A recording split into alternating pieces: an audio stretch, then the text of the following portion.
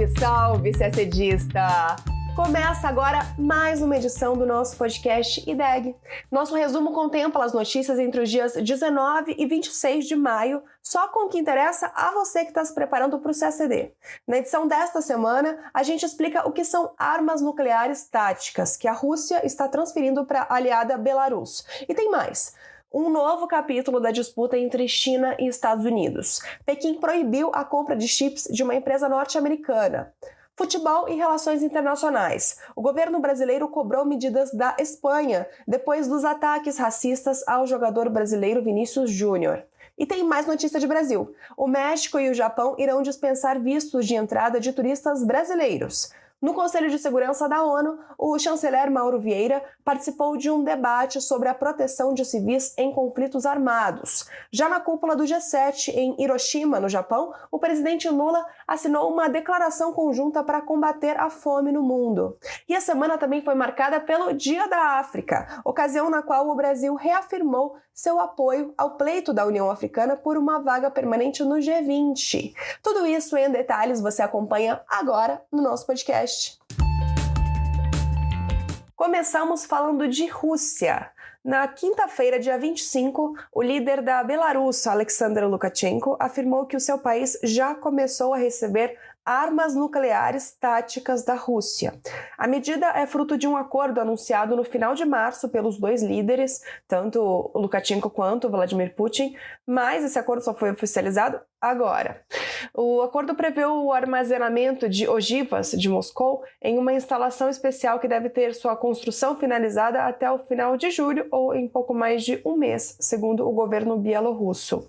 Lukashenko é um dos principais aliados de Vladimir Putin. O país que ele governa há quase 30 anos, a Belarus, faz fronteira com 3 estados-membros da OTAN: Polônia, Letônia e Lituânia. O novo passo marca um envolvimento cada vez maior da Belarus na guerra da Ucrânia a favor da Rússia. O país emprestou seu território para o lançamento da ofensiva da Rússia, que deu início ao conflito há 15 meses, em fevereiro do ano passado. Já durante os enfrentamentos, o país recebeu 10 aeronaves russas capazes de transportar armas nucleares e, no início de abril, teve seus militares treinados no manuseio de armas nucleares táticas pelos russos. Ainda antes disso, antes da invasão à Ucrânia, em dezembro de 2021, Putin havia anunciado que posicionaria armas nucleares no país vizinho se considerasse que sua segurança estava em risco devido à ação da OTAN. Os Estados Unidos condenaram a ação russa, considerada, abre aspas, um exemplo de decisão irresponsável e provocativa, fecha aspas, mas afirmou que a decisão não significa necessariamente uma indicação de que a Rússia se prepara para usar armas nucleares. Mas o que são armas nucleares táticas? São aquelas usadas para obter ganhos específicos no campo de batalha. Por isso, elas têm uma capacidade de destruição menor do que as armas nucleares estratégicas, essas sim, projetadas para destruir grandes cidades. A Rússia tem mais armas nucleares do que qualquer outro país do mundo, e sua superioridade é mais evidente quando se trata de armas táticas. Calcula-se que Moscou possua 2.000 ogivas desse tipo, enquanto Washington tem 200, metade das quais em bases aéreas na Europa. Agora falamos de mais um capítulo da disputa tecnológica entre China e Estados Unidos. No domingo, dia 20, a China anunciou que os semicondutores da marca norte-americana Micron não passaram num teste de segurança cibernética feita por Pequim. O governo chinês, então, alertou operadores de infraestrutura essencial da China a não comprar produtos da empresa, pois o governo teria encontrado riscos de segurança cibernética relativamente sérios nos componentes da Micron vendidos no país. Os componentes causaram riscos de segurança significativos para a nossa cadeia de suprimentos de infraestrutura essencial de informação, o que afetaria a segurança nacional, de acordo com a declaração. Os resultados surgem mais de um mês depois de a China ter anunciado uma investigação sobre as importações dessa, que é a maior fabricante de chips de memória dos Estados Unidos e uma das maiores do mundo. O setor de tecnologia tornou-se um importante campo de batalha sobre segurança nacional entre as duas maiores economias mundiais. O governo dos Estados Unidos já colocou empresas de tecnologia chinesas em suas listas de sanções sanções, o que interrompeu o fluxo de processadores sofisticados e também proibiu cidadãos americanos de fornecer certa ajuda à indústria chinesa de chips. E esse é só mais um capítulo dessa batalha, digamos assim. Em comunicado, o Departamento de Comércio dos Estados Unidos disse que a conclusão do governo de Pequim não tem base de fato e que o governo norte-americano vai continuar a tentar limitar problemas no setor com seus aliados. Analistas pontuaram que a proibição não deve ter um impacto significativo sobre as exportações da Micron, porque essa limitação se concentra na chamada infraestrutura crítica da informação, que são operações como data center e serviços de computação em nuvem com riscos de segurança. Ao passo que a maioria dos chips de memória da Micron vendidos na China é, na verdade, usado em eletrônicos de consumo, como smartphones e notebooks. Já no âmbito político, não parece ser a intenção dos Estados Unidos escalar as tensões agora, não se levarmos em conta a declaração de Joe Biden, feita também no domingo, na cúpula do G7 no Japão. O presidente norte-americano afirmou que sua expectativa era que os laços entre Estados Unidos e China comecem a descongelar muito em breve. O assunto agora é direitos humanos e relações Brasil-Espanha. Por meio de uma nota conjunta de vários ministérios, inclusive do MRE, o governo brasileiro manifestou o seu repúdio nos mais fortes termos aos ataques racistas que o jogador brasileiro Vinícius Júnior vem sofrendo reiteradamente na Espanha.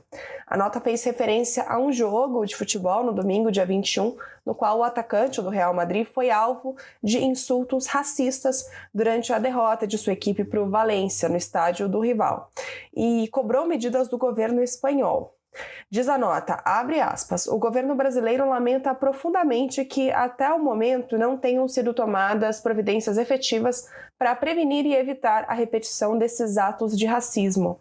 Insta as autoridades governamentais e esportivas da Espanha a tomarem as providências necessárias a fim de punir os perpetradores e evitar a recorrência desses atos. Apela igualmente à FIFA, à Federação Espanhola e a Liga a aplicar as medidas cabíveis, fecha aspas. A nota continua afirmando que o governo brasileiro tem atuado em cooperação com o governo da Espanha para coibir, reprimir e promover políticas de igualdade racial e compartilhar conhecimento e boas práticas para ampliar o acesso de pessoas afrodescendentes e imigrantes ao esporte, com total intolerância a toda e qualquer prática discriminatória.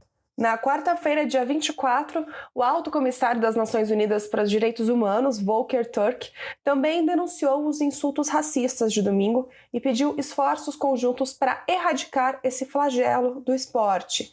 Ele destacou que o novo incidente é um lembrete brutal da prevalência do racismo no esporte e disse que deve ser feita uma investigação. Algumas medidas de fato já foram tomadas. 3 homens suspeitos de estarem envolvidos no ato de domingo foram presos pela polícia espanhola. Eles prestaram depoimento e logo depois foram liberados. A Real Federação Espanhola de Futebol multou o Clube Valência em 45 mil euros. O Valência disse que está cooperando com a polícia para eliminar o racismo em seu estádio e que está buscando identificar mais torcedores. E o comitê da competição também declarou o fechamento de parte dos assentos do estádio do Valência por 5 partidas. Na terça, dia 23, outras 4 pessoas foram presas, só que por um outro ataque a Vini Júnior ocorrido em janeiro deste ano. Naquele ataque de janeiro, antes de um jogo entre o Real Madrid e o Atlético de Madrid, apareceu um boneco pendurado em uma ponte com a camisa de Vinícius Júnior.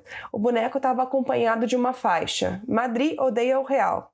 Os 4 presos são todos homens com idades entre 19 e 24 anos e 3 deles são de uma torcida organizada do Atlético. Ainda falando de política externa brasileira, o governo do México vai voltar a isentar viajantes brasileiros da exigência de visto. O ministro das Relações Exteriores, Mauro Vieira, deu essa informação na quarta-feira, dia 24, durante a audiência pública na Câmara dos Deputados. O governo mexicano começou a exigir vistos aos brasileiros em 2021, de maneira unilateral, primeiro com a cobrança de uma autorização eletrônica de viagem, depois com um visto físico mesmo. À época, o México justificou a medida como forma de combater o tráfico internacional de pessoas, que usam o país como plataforma para chegar aos Estados Unidos. E dias antes desse anúncio de Mauro Vieira, o governo do Japão anunciou um acordo com o Brasil para a dispensa de vistos de turistas com viagens de curta duração. A negociação foi concretizada durante a visita do presidente Lula a Hiroshima, para a cúpula do G7, e oficializada após um encontro bilateral do presidente brasileiro com o primeiro-ministro japonês Fumio Kishida. O ministro Mauro Vieira também compareceu em um debate aberto do Conselho de Segurança da ONU, na terça-feira, dia 23. Conselho esse no qual o Brasil ocupa um assento não permanente até o fim do ano. O debate, organizado pela Suíça, tratou da proteção de civis em conflitos armados. O evento se insere na Semana de Proteção dos Civis, de 22 a 25 de maio, na ONU, que busca ampliar compromissos dos estados com medidas protetivas. Foi discutido o papel do Conselho de Segurança e de todos os Estados-membros da ONU em implementar de forma mais sistemática os mecanismos e as estruturas para proteger civis em ambientes de fragilidade. Também na sessão, o secretário-geral da ONU, Antônio Guterres, listou ações das Nações Unidas que no último ano ajudaram a aliviar o impacto dos conflitos sobre os civis. Uma dessas ações foi a nomeação do novo coordenador de prevenção e resposta à fome e a adoção da Agenda de Ação sobre Deslocamento Interno. Sobre o conflito na Ucrânia, o líder da ONU mencionou a iniciativa do Mar Negro e o memorando de entendimento para promover alimentos e fertilizantes russos nos mercados globais e assim aliviar, pelo menos, a insegurança alimentar, que foi uma das grandes crises na eclosão da guerra.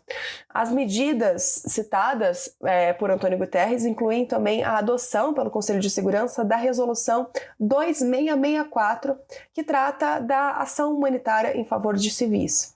Mesmo assim, Guterres disse que o mundo não está cumprindo seus compromissos de proteção a civis segundo o direito internacional humanitário. No ano passado, o número de civis mortos em conflitos aumentou 53%. Contextos violentos causaram insegurança alimentar para cerca de 117 milhões de pessoas. Por falar em segurança alimentar, a gente já mencionou aqui a cúpula do G7, que ocorreu no fim de semana entre os dias 19 e 21 de maio em Hiroshima, no Japão. O G7, você já deve saber, mas não custa lembrar, é um agrupamento informal que reúne 7 das maiores economias do mundo: Alemanha, Canadá, Estados Unidos, França, Itália, Japão e Reino Unido. E o presidente Lula foi um dos líderes convidados pelo Japão, que foi o anfitrião da cúpula este ano. Pois bem, no sábado, dia 20, ainda em Hiroshima, Lula assinou com mais 14 líderes uma declaração conjunta com propostas para garantir a segurança alimentar no mundo. A Declaração de Ações de Hiroshima para a Segurança Alimentar Resiliente, esse é o nome completo do documento, tem o objetivo de garantir políticas para erradicar a fome no mundo, com a oferta de alimentos nutritivos, baratos e seguros, e com processos agrícolas resilientes, sustentáveis e inclusivos. De acordo com nota divulgada pela Presidência da República no Brasil, os participantes da cúpula avaliam que no curto prazo a pandemia de Covid-19, os preços internacionais de energia, alimentos e fertilizantes, os impactos das mudanças climáticas e os conflitos como a guerra na Ucrânia, como acabamos de mencionar, ameaçam a segurança alimentar global. A avaliação dos participantes é que, no médio prazo, é preciso preparar os países para prevenir e remediar de forma rápida as crises de segurança alimentar no mundo. Em um horizonte de mais longo prazo, a intenção, diz o documento, é atingir a segurança alimentar global de forma resiliente, garantindo nutrição para todos. Lembrando dos dados que informamos na última notícia, né? Que no ano passado, contextos violentos causaram insegurança alimentar para cerca de 117 milhões de pessoas. O documento foi assinado pelos líderes de Brasil, Japão, Austrália, Canadá, Comores, Ilhas Cook, França, Alemanha, Índia, Indonésia, Itália, Coreia do Sul, Reino Unido, Estados Unidos, Vietnã, além da União Europeia. E por fim falamos de África.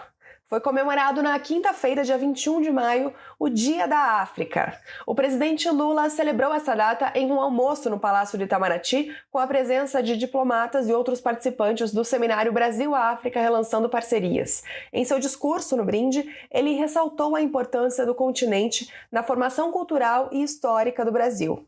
Lula citou áreas de interesse tanto do Brasil quanto do continente africano, como a transição energética e a preservação da biodiversidade. O presidente lamentou a redução do fluxo comercial com o continente africano nos últimos anos. No ano passado, por exemplo, o comércio foi de 21,2 bilhões de dólares, um resultado bem inferior do que já foi registrado 10 anos atrás, quando o fluxo chegou a quase 30 bilhões de dólares.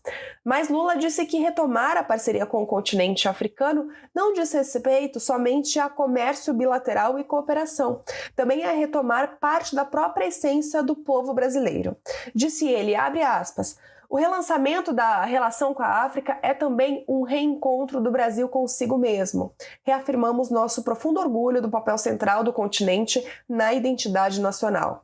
Reconhecer o valor de nossas raízes africanas passa por celebrar a contribuição da África em nossa cultura, seja em políticas nacionais, seja em ações de difusão da cultura brasileira no exterior, fecha aspas.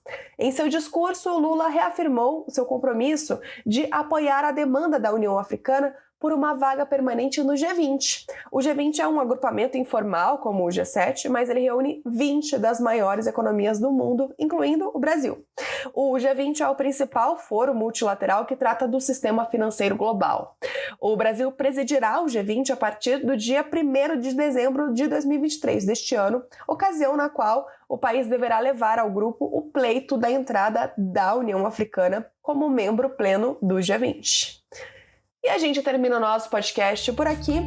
Uma ótima semana, bons estudos e até sexta-feira que vem.